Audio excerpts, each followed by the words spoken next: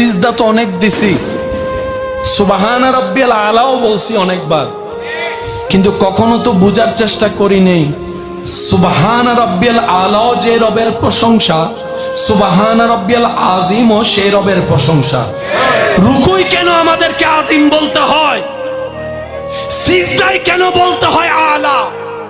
বাবার চেষ্টা করি নাই, জানার চেষ্টা করি নাই, শুধু একটা চেষ্টাই বারবার করেছি, কার ভুল কোথায় আছে, কার কমতি কোথায় আছে, কার ঘরে ঝামেলায় আছে, কার মেয়ের বিয়ে ভাঙছে, কার ছেলের মধ্যে সমস্যা আছে, কে পরীক্ষায় ফেল করছে, ওই খবর রাখছি।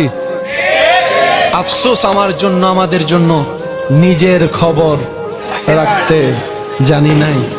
কাল হাসরের ময়দানে গিয়ে দেখব আল্লাহ আমাকে আমার সম্পর্কে জিজ্ঞেস করছে, আপনাকে করছে আপনার সম্পর্কে প্রশ্ন।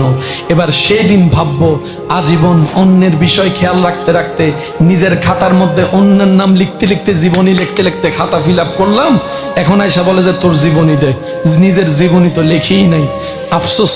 সেজন্য আল্লাহ তাআলা কোরআনে বলে ওয়াইলুল্লি কুল্লি হুমাজাতিল নুমাজা,